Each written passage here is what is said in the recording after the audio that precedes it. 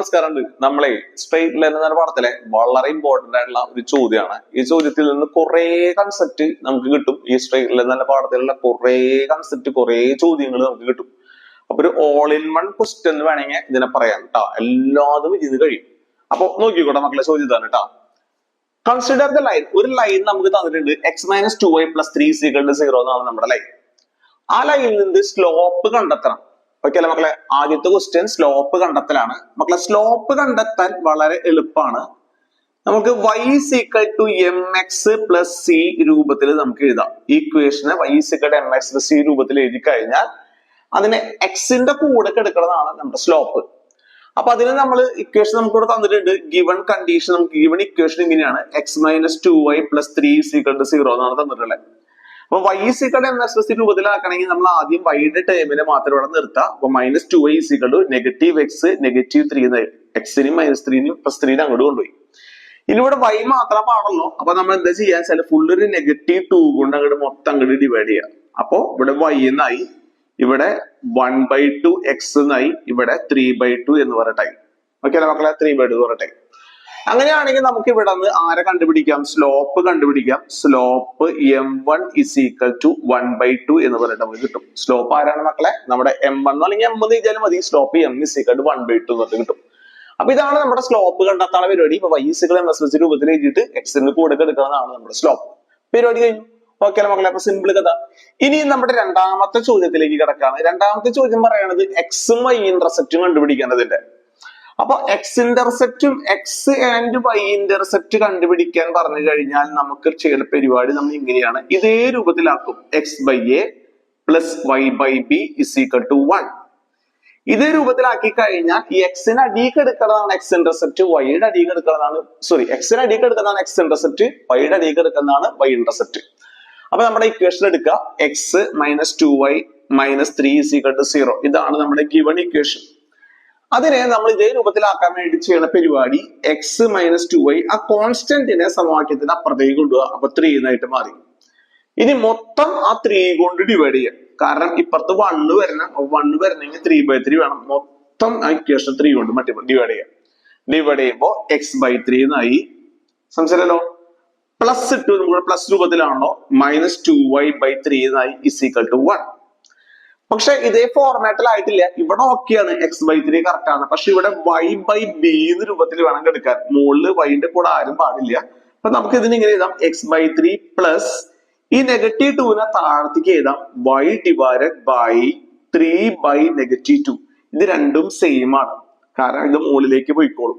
അപ്പൊ = 1 ആയി. അപ്പൊ നമുക്ക് കമ്പയർ ചെയ്യുമ്പോൾ നമുക്ക് കിട്ടും x ഇന്റർസെപ്റ്റ് എന്ന് പറഞ്ഞു കഴിഞ്ഞാൽ 3 എന്നും y ഇന്റർസെപ്റ്റ് എന്ന് പറഞ്ഞു കഴിഞ്ഞാൽ എത്രയാണ് മക്കളെ? -3/2 എന്ന് പറഞ്ഞിട്ട് കിട്ടും. അപ്പൊ x ഇന്റർസെപ്റ്റും കിട്ടി, y ഇന്റർസെപ്റ്റും നമുക്ക് കിട്ടി. വളരെ സിമ്പിൾ ആയിട്ട് കിട്ടി. ഇനി നമുക്ക് അടുത്തയിലേക്ക് കടക്കാം. അടുത്ത കണ്ടുപിടിക്കുന്നത് find the distance of the point from the line L1. അതായത് C-ാമത്തെ ചോദ്യം. വളരെ ഇമ്പോർട്ടന്റ് ആണ് കേട്ടോ. അതായത് നമുക്ക് 1,2 എന്ന് പറഞ്ഞ പോയിന്റ് ഉണ്ട്. നമ്മുടെ ഒരു ലൈൻ ഇവിടെ കിടപ്പുണ്ട്. x - 2y + 3 = 0 എന്നാണ് നമ്മുടെ ലൈൻ. അപ്പൊ ഈ ലൈനിലേക്കുള്ള ദൂരം കണ്ടുപിടിക്കാന്ന് പറഞ്ഞാൽ നമ്മൾ മനസ്സിലാക്കേണ്ടത് പെർപെൻഡിക്കുലർ ഡിസ്റ്റൻസ് ആണ് നമ്മൾ എപ്പോഴും കണ്ടുപിടിക്കുക. ദൂരം കണ്ടുപിടിക്കാൻ പറഞ്ഞാൽ പെർപെൻഡിക്കുലർ ഡിസ്റ്റൻസ് ആണ് കണ്ടുപിടിക്കുക. അത് കണ്ടുപിടിക്കാൻ വേണ്ടിയിട്ട് ഒരു ഫോർമുല ഉണ്ട്. ഇതിങ്ങനെയാണ്. ഇതിപ്പോ ഒരു x1 y1 ഉം ഇതൊരു ax + by + c = 0 ജനറൽ രൂപം ഇങ്ങനെയാണെങ്കിൽ ഡിസ്റ്റൻസ് കണ്ടുപിടിക്കാൻ ഫോർമുല ഇങ്ങനെയാണ്: modulus of ax1 + by1 + c / √a² + b² എന്നാണ് ഫോർമുല. അപ്പൊ അത് പ്രകാരം നമുക്ക് ഇവിടെ എന്ത് സംഭവിക്കുന്നത് വെച്ച് കഴിഞ്ഞാൽ ഈ പോയിന്റ് കൊണ്ട് ഈ ഇക്വേഷനിൽ കൊണ്ട് ഇട്ടതാണ് ax1 + by1 എന്ന് പറഞ്ഞ സാധനം. അപ്പൊ അത് ഇവിടെ ഇപ്പൊ എന്ത് വരും മക്കളെ? ആ പോയിന്റ് കൊണ്ട് ഇതിൽ കൊണ്ടിട്ട x-ന് പകരം നമ്മൾ എന്ത് ചെയ്തു? 1 എന്ന് ചെയ്തു. അപ്പൊ 1, y-യുടെ പകരം 2 എന്ന് ചെയ്തു. -4 + 3 / x-ന്റെ കൂടെയുള്ള സ്ക്വയർ 1², y-ന്റെ കൂടെയുള്ള സ്ക്വയർ -2 2. അപ്പൊ ഭംഗിയാക്കുമ്പോ 4 - 4 /√2. ഓക്കെ അല്ലെ മക്കളെ? 4 - 4 0 അല്ലെ? അപ്പൊ 0/√2 ഉത്തരം 0. അതായത് ഡിസ്റ്റൻസ് 0 എന്നാണ് അർത്ഥം. ഡിസ്റ്റൻസ് 0 എന്ന് പറഞ്ഞു കഴിഞ്ഞാൽ ഈ പോയിന്റ് എവിടെ തന്നെ എടുക്കുന്ന പോയിന്റ് ആണ്, ഈ ലൈനിൽ എടുക്കുന്ന പോയിന്റ് ആണെന്നാണ് അർത്ഥം. അപ്പൊ ഡിസ്റ്റൻസ് കണ്ടുപിടിക്കാനുള്ള ഫോർമുല നമുക്ക് കിട്ടി. അപ്പൊ മൂന്നാമത്തെ പരിപാടിയും കഴിഞ്ഞു. ഇനി അടുത്ത് കണ്ടുപിടിക്കേണ്ടത് നാലാമത്തെ ചോദ്യമാണ്, ഡിയാമത്തെ ചോദ്യമാണ്. ഡിയാമത്തെ ചോദ്യം പറഞ്ഞു കഴിഞ്ഞാൽ equation L2 perpendicular to L1. അപ്പൊ നമ്മുടെ L1 എന്ന് പറയുന്ന ലൈൻ ഇവിടെ ഉണ്ട്, ഇതാണ് L1. L1 പെർപെൻഡിക്കുലർ ആണ് അത്ര L2. അപ്പൊ L2 ഇതിന് പെർപെൻഡിക്കുലർ ആണ്, ഇതാണ് L2.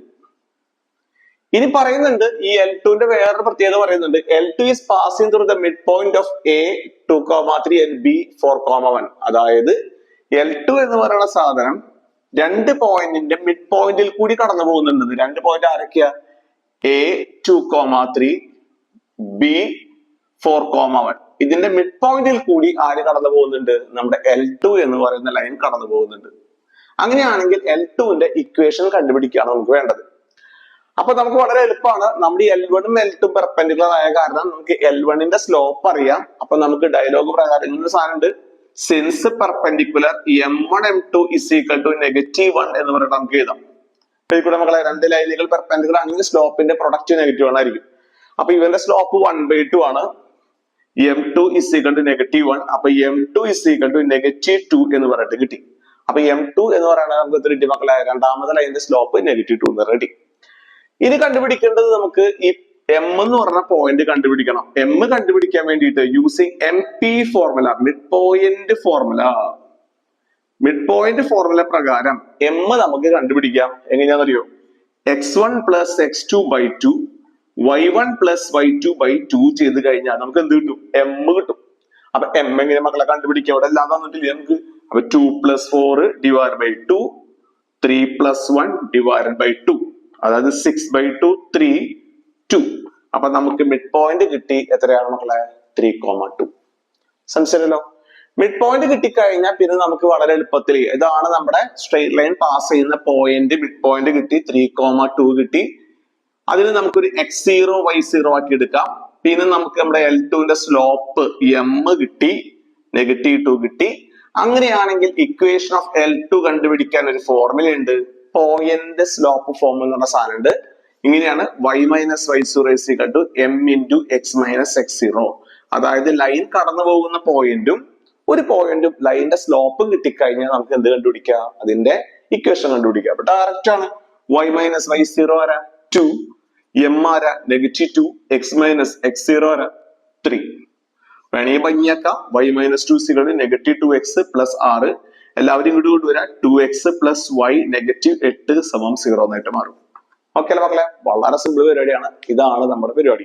അപ്പൊ ഈ ചോദ്യം ശ്രദ്ധിക്കുക. ഈ ചോദ്യത്തിൽ നിന്ന് നമ്മൾ സ്ലോപ്പ് കണ്ടെത്താൻ പഠിച്ചു, x ഇന്റർസെപ്റ്റ് y ഇന്റർസെപ്റ്റ് കണ്ടുപിടിക്കാൻ പറഞ്ഞു, ഒരു പോയിന്റിൽ നിന്ന് ഒരു ലൈനിലേക്ക് ഡിസ്റ്റൻസ് കണ്ടുപിടിക്കാൻ പഠിച്ചു. ഇത് വളരെ വളരെ ഇമ്പോർട്ടന്റ് ആണ്. എല്ലാ ക്വസ്റ്റ്യൻ പേപ്പറിലും ഈ ചോദ്യം ഉണ്ടാവും. പിന്നെ നമുക്ക് പഠിച്ചത് സ്ലോപ്പ് പോയിന്റ് ഫോം എങ്ങനെ കണ്ടുപിടിക്കാന്ന് പഠിച്ചു. പിന്നെ ഒരു രണ്ട് ലൈനുകൾ പെർപെൻഡിക്കുലർ ആണ് കണ്ടീഷൻ, M1 M2 -1 പാരലൽ ആണെങ്കിൽ സ്ലോപ്പുകൾ സെയിം ആയിരിക്കും, M1 M2 സെയിം ആയിരിക്കും, ഈക്വൽ ആയിരിക്കും. ഓക്കെ മക്കളെ? അപ്പൊ എല്ലാവർക്കും മനസ്സിലായി വിചാരിക്കാണ്. ബൈ ട്ടോ.